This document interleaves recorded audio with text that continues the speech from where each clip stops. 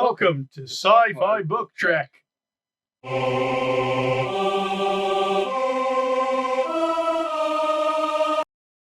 Please note, the following will contain spoilers for the book. The following 5-second recap will probably give our brief overview on whether we enjoy and or recommend the work, but also please bear in mind, we really enjoy nitpicking.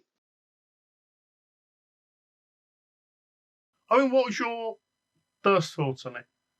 Just the first book. Just the first book, I kind of like it. Overall, I think this is a good read.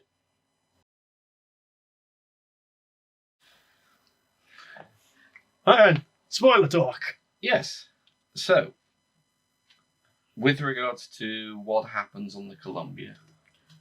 Oh yes, I mean, the Columbia, like I said, I do like that aspect of it. I mean, I did roll my eyes when it became a bit, monster of the week.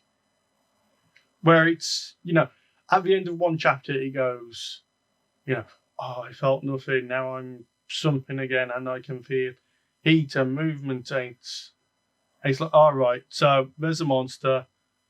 Right, okay. Oh no, 2 ensigns have been killed. Oh no. Yes, quite literally, they murdered the red shirts. Yeah, it's like they kill them, and no one seems to care. I mean, if anything, Ezra Dax, she's just like, oh, well, I could maybe use this to give me more time to stay here instead of fighting the dog. Mm-hmm. Doesn't give a shit about him. It does feel like, sorry, Admiral Nechayev, Yeah. We can't leave now. One of my crew has been murdered. What a tragic, tragic shame. We must find out who murdered my crew member. It's like, bitch, you got one of the most powerful advanced ships in the fleet. Get your ass back here and help us kill the Borg. And also, the other nitpicking problem I had is the third kill. Because the third kill is on a shuttle. A little shuttle they have, a runabout. Yes, the pod. But as far as I'm aware, I've only read it once. I'm pretty sure they do not mention using the shuttles to land on the surface. Because they're constantly talking about beaming up and beaming down. Oh, the blue specks come. And, I was pointing the light down the corridor. Then suddenly, blue specks start coming. And, oh no, it's someone beaming down. That is a fair point, because I'm pretty sure they talk about transport enhancers at one point. Yeah, I don't think at any point they say they're going to land a shuttle. And also, it doesn't mention, when they got the logs from the Columbia and, there was this many people on board the time of the disaster. Mm. So it's 10 short. But they didn't mention, there's also an alien life form who's in the brig. That is a fair point, but it's also... I mean, you could say maybe because of what he was, and he could, sort of vaporize himself. Mm. But it's maybe, also... but it's it felt like it was there just to not give away clues, rather than, it should really be there. Yeah. But there was also the idea that everything was happening so quickly at the end of the... they literally got the tunnel open, and... But the thing is, they knew that, 10 of the crew were missing. True, yeah. So they knew how many people were missing. And, bear in mind, they've got no remains whatsoever. Mm. It was from the ship's own logs. Well, not logs, but, the sensor reports or something. That's true, because no one was keeping those logs once the ship passes through that tunnel, and they all basically vaporize. Yeah. Yeah, so there wasn't anyone actually keeping.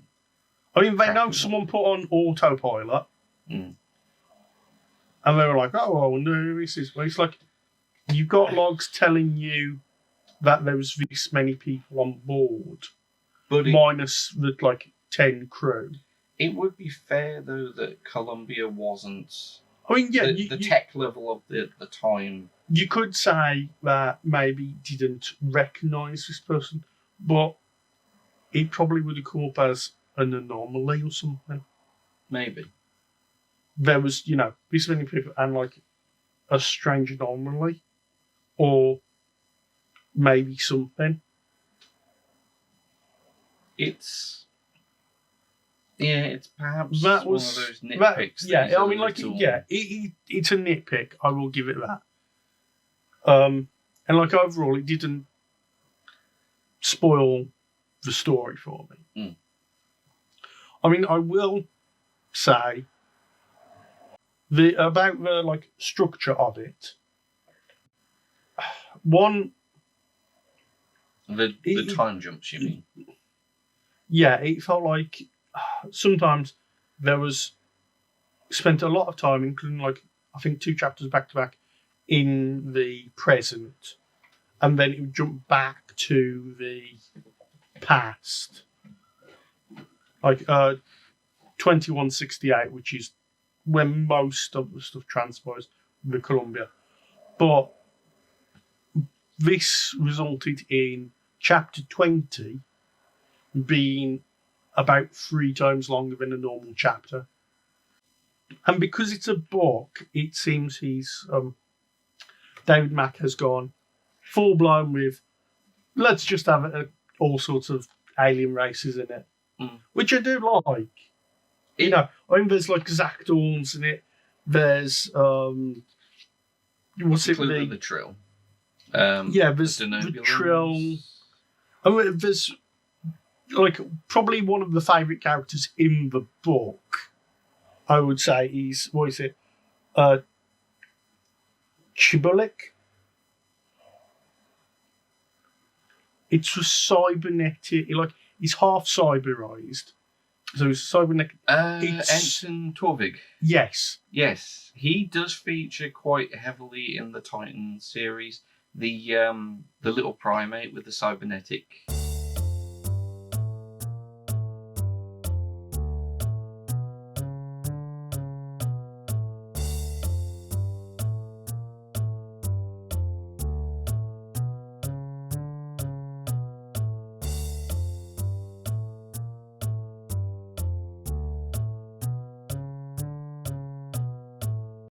Yeah. Yeah. And he's got cybernetic tail as well, or the hand on the end of his tail. Yes. And he's one of the best characters, isn't he? Yes, because he's got that innocence and yeah. He's Wesley Crusher, but how Wesley Crusher should have been rather than because he's a genius, but he's a likable little. Yeah. But he's very good in it. But yeah, there are Parkour fan. Yeah, he's the reptile. It's basically the lizard from Spider-Man, like Dr. Connors. I've heard people describe it as sort of essentially humanoid dinosaurs. Yes. But yeah, he appears.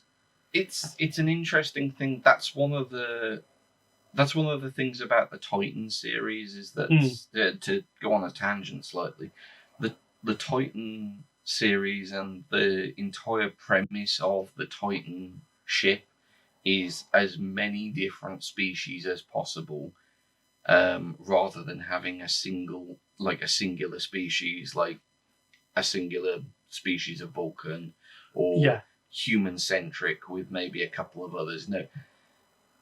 One of the things in the first Titan book was that Riker, as part of his command and as part of his ship's remit, he was specifically trying to find as many different species to try and gel them together and find quite literally the melting pot element of it, and so that's why you'll probably find more of that was on the Titan. Yeah, I mean, especially the more because you've got varieties. Because you've got the what is it? Pacifian. Yes, and she's the she's from the Waterworld, and she moves to like an aqua mask. Yes, Ensign Lavina, I believe. Lavina. But I mean, she's only mentioned like once or twice in passing, sort of thing. You know, given some command to do. Yeah, and you've got Melora Pazlar, the Election, and she's in Stellar Cartography. In the Titan you've got books, the what is it? Xenon. He's Ephrosion.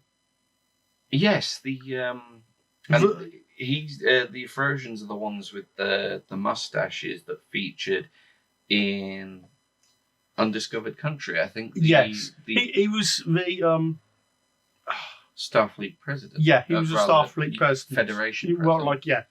That race. Yeah. Right, this is spoiler and also slight warning.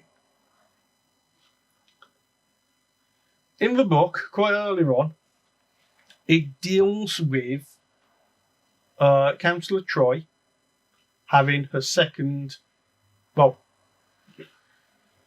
during her second miscarriage. But also the Doctor is this reptile dinosaur telling her this. Which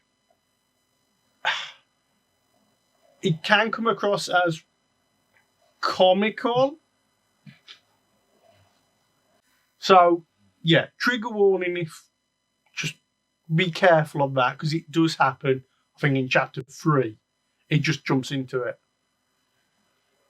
But I also think that will carry on throughout at least book 2.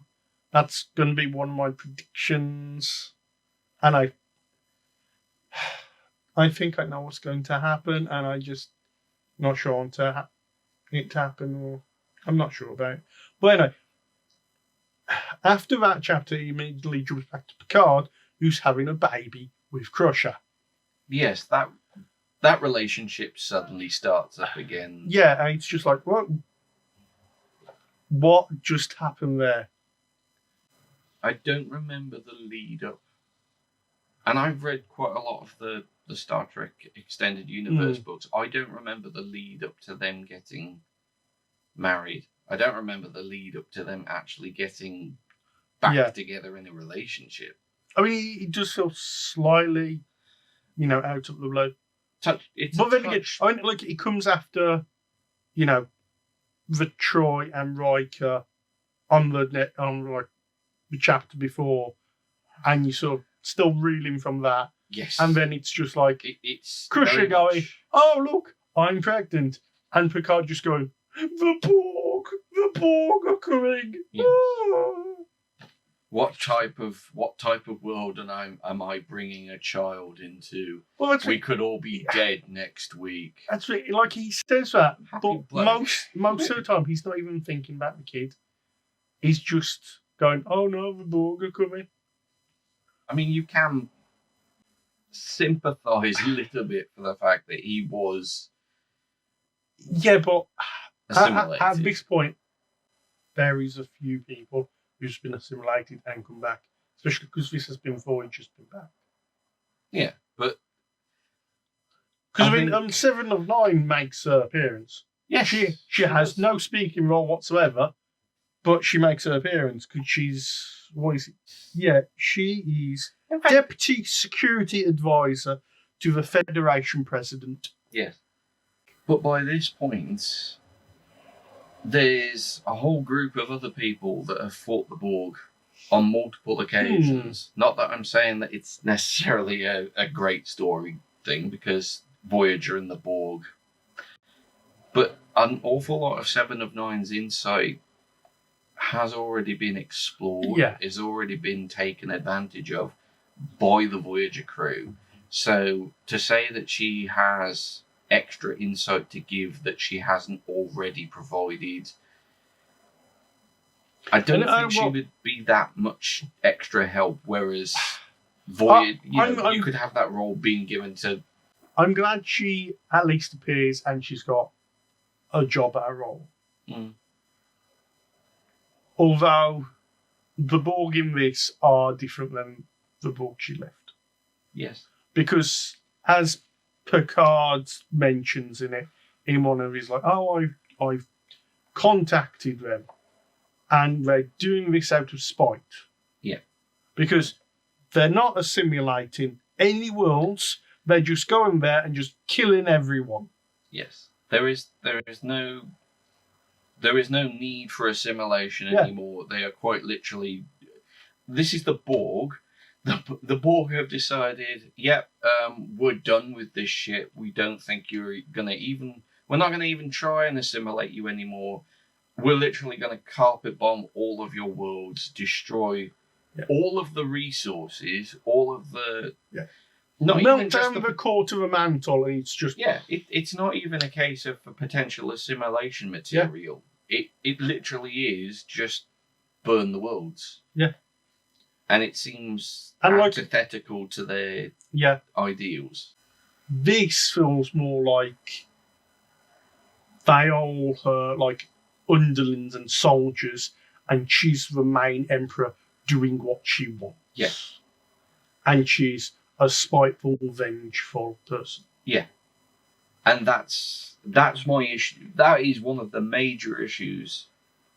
That is one of the major issues that I do have with the Borg in the later incarnations of them, because it has become less of a hive mind with a group intelligence that are trying, for all intents and purposes, to improve.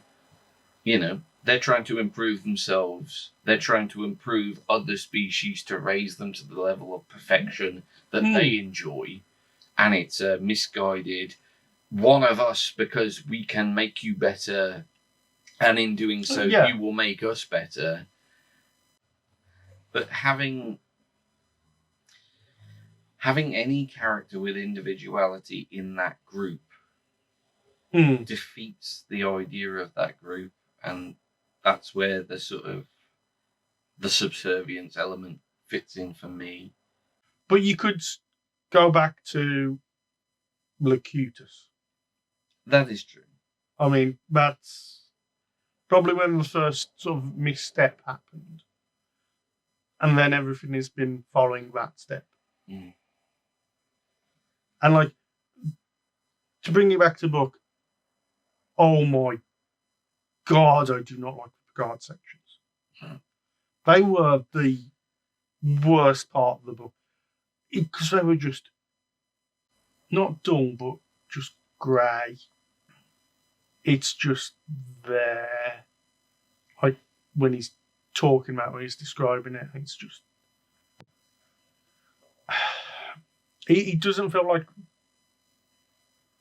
that is the Picard character, or you learn anything about the Picard character, unlike some of the other people in the book. Mm.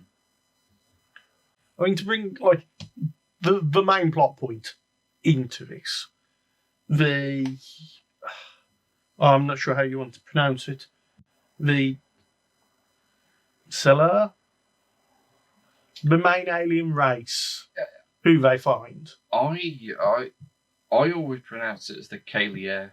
Kalia. That would be my... I always pronounce it Saliar, but who knows? It's up to you how you want to say it, but they are the main race who I also have nitpick problems with. One, it just feels like they can do anything because they can do anything. Because the plot says, oh, we need someone to do this, so they can do it. They are on not necessarily Q levels of power, but they are technologically superior in pretty much every single way. Oh yes, I like it. They are technologically superior, and initially when you meet them, the Columbia finds them. The NX ship finds this advanced alien race who do not want to be contacted, do not want anyone to know of their existence. Yeah. The NX Columbia finds them just by doing a sensor sweep. Bearing in mind that the NX Columbia is still operating back in, well, the Warp 5 era. Yes. And that's before they redraw the warp curve anyway, because I'm pretty sure Kirk era warp speed is different to TNG. Yeah, because they do like trans warp speeds. Yes. Yeah. But when you consider that, they are not getting anywhere fast. Yes. And the NX-02 is damaged, extremely damaged in a fight which is basically the start of the Romulan War. Yeah, the Romulans almost take them out essentially. And they think they have destroyed them. Yes. And as an aside to that, I am quite pleased of the way that the Columbia is actually taken out. Because it's an invasive computer program which gets into the systems and basically crashes the ship, like crashes the computer. Well, he takes it over. Yeah. He completely takes them over. I found it interesting that there is still a thing where invasive computer programs as like a cyber warfare. Yeah. The idea of cyber warfare in Trek, I've never seen that done in the shows. You know, not to any extent where it's, you know, the Romulans have hacked into our systems via the... Maybe there is, but it's never been particularly advertised. Anyway, the point not is, like essentially what they did. Yeah. Yeah.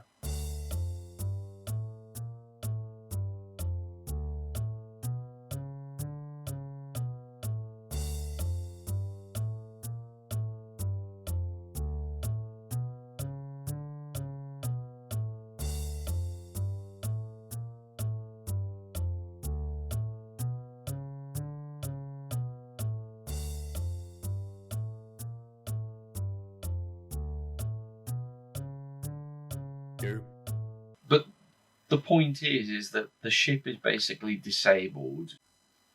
But it's like they found it and they go to his place, and then there's this lovely jungle world with jungle-like cities all over it. And it's like, from an alien race who does not want to be found and has got limitless power, it's just like, and like it's in an area where the Klingons operating and also the Romulans. Yes. Because they have to reach it by essentially warp 1.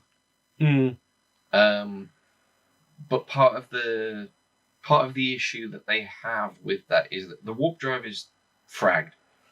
So they have to take the safety limits. They take the safety limits off the, and they try and go as fast to close to the speed of light as they can. Yeah, which causes if you know, time dilation. Yeah, the time dilation. So the faster you're going, the more time slows down for you. So, I think it takes them a few months to get to his planet. In reality, for like the rest of the world, rest of the universe, it's taken them 12 years to get there. Yeah, because the way that Star Trek warp drive works is that when you're flying at warp, it defeats that relativity or relativistic. Yeah, it gets time around that. Yeah. Whereas if you're flying at impulse levels, then it doesn't, and they push the impulse drive to like you say, as close to the speed of light. I thought that would appeal to you. Oh no, that did. I was just wondering, can the impulse drive get that fast? Yeah, I probably know more about how the warp drive and the antimatter matter reaction works in a warp core as a nerd I probably know more about how that works than I do about how the impulse engines work. So yeah. That was the only like little worry I had, but like I was like, you know what, it's fine. You know, they account for like the time dilation, which I'm quite happy with. Yes, because you're a hard sci-fi guy. It's like at least there's something in there. The description of the city and also the description of the aliens, like their first meet, it felt like a whiff of so like 60s new wave sci-fi. I agree with that. Just like a whiff. Because it didn't feel very it wasn't very hard sci-fi whatsoever. It wasn't that much Trek. No, it didn't feel. It felt like homage. Suddenly we had took a tangent into a different flavoured sci-fi world. Mm. I mean, like, it still felt like Star Trek because there were Star Trek characters, but it did feel like it suddenly became a sort of different sci-fi book. The Sealar's Grand Experiment. Yes. Kayla's Grand Experiment. Essentially, their grand experiment is we don't want to be disturbed, but we want to contact a advanced race who is more advanced than us. Yes. We don't care about contacting the ants, but we want to contact God. Yeah, it does seem a bit. Like I said, you're advanced. You're like so advanced from the people around you, and you don't want to be bothered by the insects you see around you, and you're going to try to contact someone higher than you who thinks you're an insect. Yeah. Yeah. It does feel a bit height of arrogance. Yes. Yeah, there's something going on. And like that thread is never pulled on by the crew. But yeah, during their grand experiment, they start powering up their communication device, and then the Makos have a big off megaphone. Yeah, manage to plant bombs. Yeah. Don't know how any of these cities haven't got like bomb detectors or anything. No, they've managed to plant bombs in like a crucial generator. It blows up. It destroys a whole city. Now, to be fair, that is a naivety thing because the Kalia see the humans as so low on their radar that they just don't think. And the humans are playing up to that. Yeah. But they just don't see them as a threat at all because it's like, well, what are these ants going to do? They're not going to ruin the picnic. You know, we have far too many things in place that can prevent anything from going wrong. We're not worried. Why are they stealing the sugar? Yeah, but I mean, they do kill a whole city. Yes. Blow up a whole city. And then they storm into one of their sort of science labs. And this is where it gets interesting. This is a bit I read. I went, okay, that's actually clever. That's smart. You thought it was clever. I thought it was kind of like that's kind of dumb. I did. Like, don't get me wrong. If we're talking about the same thing. If you're thinking it through, it might be, but it's like, it's an interesting solution to a problem. Might be my best terms rather than clever. Mm-hmm. They go into this lab, and by now they know these aliens can disperse into gas if needed. They can transform into anything they like. They can disperse into gas, so they cannot be harmed by any weapons they are the Makos have. They are made of programmable matter. Yeah. I believe they refer it to as catoms. But they decide, right, we can't do anything to you, but we know you are great pacifists. Yeah, pacifist to an insane degree. Yes. They will not allow... You know, it's Asimov's law of robotics. They will not allow any sentient life to come to harm through action or inaction. It- Which I do question, why are they leaving the other members of the Columbia to starve to death on the Columbia, orbiting their planet? But we'll come to that another time. That has to be there for the next part. So the Makos go, right, what are we going to do?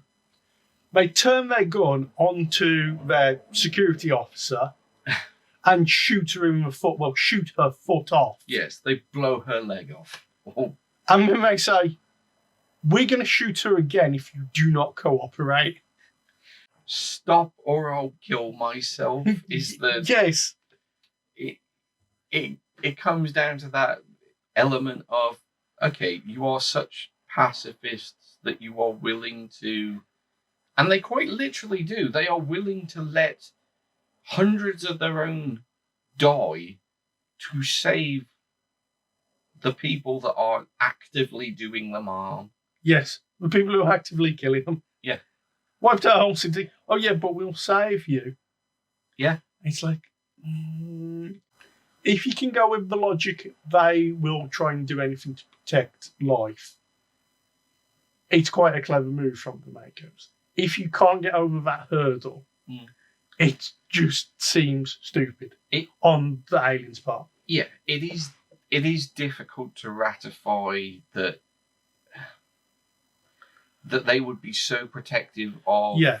What, I mean, Especially with some of the things they have and will do.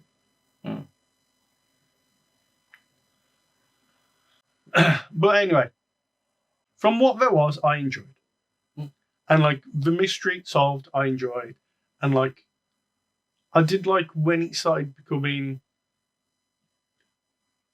I enjoyed the parts with the alien race, it's describing its technology and stuff like that. I did enjoy those parts. There were parts I was thinking, like nitpicking. The Borg parts were the boring parts to me. Maybe you can just pull faces while I do my predictions then. Right. The next two books will be Borg heavy. That's... I mean, it's a broad prediction, but that's what I'm worried about. I mean, the entire... Also, like, the Aventine will go, oh, we need to save the Enterprise. So they'll fly in. Meanwhile, like, the Enterprise is fighting off, I don't know, 3 to 5 Borg cubes. And one Borg cube, if, like, the characters are not on... If you're not following the characters on that ship, they can take one hit and they explode. If you're following the characters on the ship, then they can take a few hits. Now, to be fair... Depending on if the characters are main characters, if the characters you've heard of or not. If not, they can take a few hits until they do their mission. But yeah, I can see it being... The Enterprise is somehow staying alive fighting 3 to 5 Borg ships. But they just need a second to reload their, transphasic torpedoes.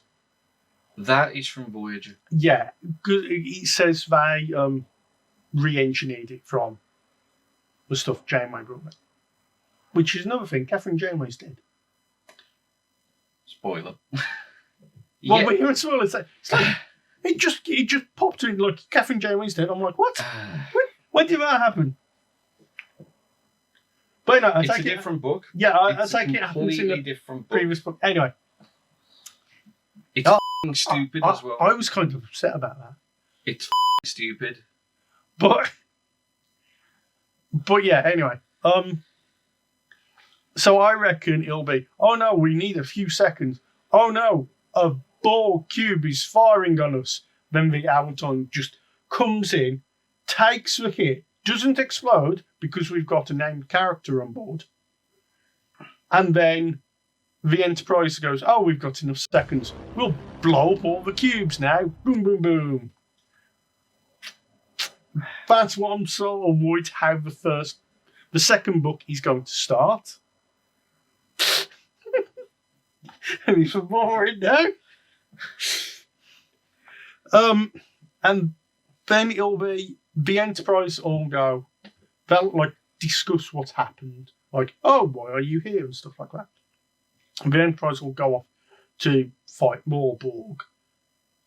And then the Valentine will go, oh, well, find a portal which goes into Borg space and go, oh, well, we can disrupt this. And they'll find a way to disrupt it, close it. But, oh no, we've also found out that, 12 days ago, 15 Borg cubes came through. And it's an armada heading for the core worlds.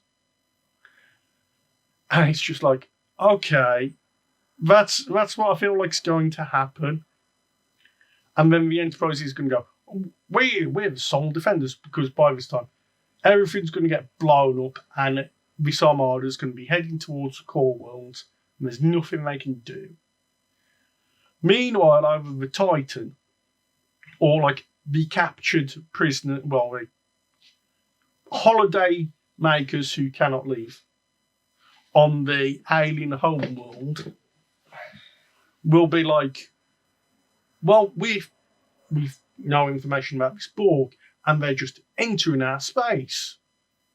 And they're like, oh, maybe, and like the aliens will be, maybe they're using our corridors. And we're like, well, can you stop them or close them or something? We're like, oh, we don't know about that. We'll have to have a think about it. And they'll go, but thousands of people, billions of people are being killed. Yeah, but we'll still have to have a think about it. And so they'll go back discussing, but in the meantime, Troy will have something go wrong with her malformed baby. Yes. And she'll almost die. The doctor will go, oh, well, I'll try and save her, but I can't. I need more technology. And the aliens will just go, oh, I know what to do. And Troy will be fine. The baby will be miraculously fine within her, the fetus. And she can now have more kids if she wants. That's kind of what I'm predicting for the second book. And it'll just be them going, like the aliens going, oh, well, we don't know if we could help. Or we don't know if we could help. And meanwhile, the armada of Borg ships will take the whole of the second book to get to the core world. Because reasons. And what else am I missing out? Yeah. At the end book, I'm thinking the aliens will decide, I know, we'll let these people from the Titan go back to their ship. But because we found out these Borg are killing whole worlds, we can't allow that to stand. So we're going to use our immense power and we're going to shift all the Borg back into Borg space. Because we don't want to kill the Borg because they are still sentient life and we must not kill. And meanwhile, the core worlds are saved because the Borg ships just miraculously disappear because the Enterprise is behind trying to fire trans-phase torpedoes. With John standing on the bridge with his harpoon.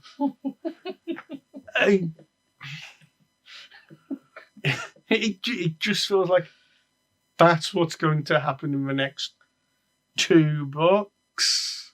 We're going to have to revisit this once you've read the next book. This is going to be it genuinely is going to be a revisit thing. We're going to have to sort of play this. Well, this is why I just want to do the first book, do some predictions to see how hopefully wildly wrong I am.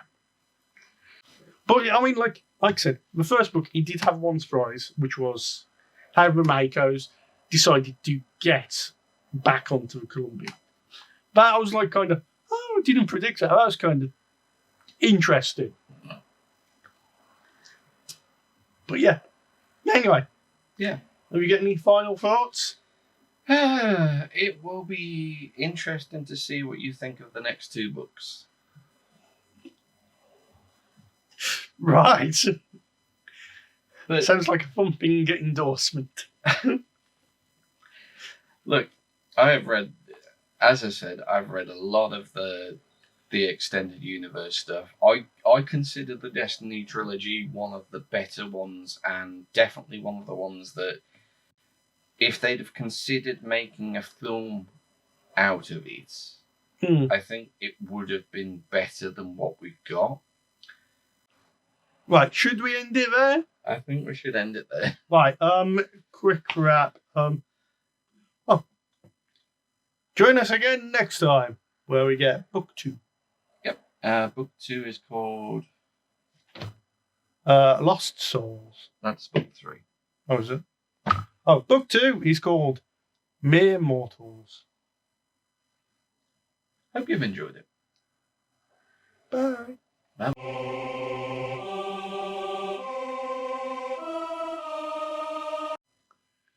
And then immediately, this is at the end of the book, and immediately, Sorry, I don't know that one.